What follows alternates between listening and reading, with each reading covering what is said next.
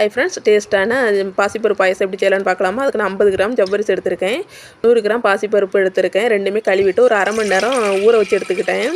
அடுப்பு பற்ற வச்சுட்டு ஒரு பாத்திரத்தை அடுப்பில் வச்சுக்கலாம். தேவையான அளவு தண்ணி ஊற்றி தண்ணி நல்லா சூடாகி வரும்போது ஊற வச்சு வச்சுருக்க ஜவ்வரிசி சேர்த்துக்கலாம். கைவிடாமல் கிளறுங்க, அடிப்பிடிச்சிடக்கூடாது. அதே டைம் அதுக்கு தேவையான அச்சு வெல்லம் எடுத்துக்கலாம். இதை 1/4 கிலோ எடுத்திருக்கேன். நீங்கள் உங்களுக்கு தேவையான அளவு எடுத்துக்கோங்க. அது முங்குற அளவுக்கு தண்ணி ஊற்றி நல்லா அடுப்பில் வச்சு கொதிக்க வச்சுக்கலாம். இது நான் இதெல்லாம் ஜவ்வரிசி தான் எடுத்திருக்கேன். இது ஊற வச்சுருக்கனால சீக்கிரமே வெந்துருச்சு. இது வெந்ததுக்கப்புறம் ஊற வச்சுருக்க பாசி பருப்பையும் சேர்த்துக்கலாம். அதையுமே நல்லா அடிப்பிடிச்சிடாமல் கிளறி விடுங்க.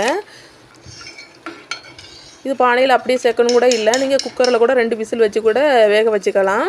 சீக்கிரமே வெந்துடும். சீக்கிரமாக வேலையை முடித்தாலும் இருக்கும். நான் இன்றைக்கி பாத்திரத்திலே தான் செய்கிறேன். வெல்லமும் கரைஞ்சிச்சு. அதே நேரம் பாசி பருப்பும் வெந்துருச்சு. நம்ம ஊற வச்சுருக்கிறதுனால தான் அது இவ்வளோ சீக்கிரத்தில் வேகுது. அது நல்லா சேர்ந்து கலந்து மிக்ஸ் ஆகி வரும்போது நம்ம ஒரு சல்லடை வச்சு வெள்ளை கரைசலை அரைச்சி எடுத்துக்கலாம். நல்லா மிக்ஸ் பண்ணி விட்டுக்கோங்க. அச்சு வெள்ளை கலர்லேயே பாயசம் மாறிடுச்சு. நல்லா கொதித்து வரும்போது ஒரு 3 ஏலக்காவை நசுக்கி சேர்த்துருக்கேன். அதையும் நல்லா மிக்ஸ் பண்ணி விட்டுட்டு ஒரு பிஞ்சு அளவுக்கு உப்பு சேர்த்துருக்கேன். நல்லா இனிப்பு சுவை தூக்கி கொடுக்குறதுக்காக. லாஸ்ட்டாக ஒரு கிளாஸ் அளவுக்கு தேங்காய் பால் சேர்த்துருக்கேன். எல்லாமே ரெடியாகி வரும்போது நெய்யில் முந்திரி பருப்பு, கிஸ்மிஸ் பழம், தேங்காய் எல்லாம் வறுத்து சேர்த்துக்கலாம்.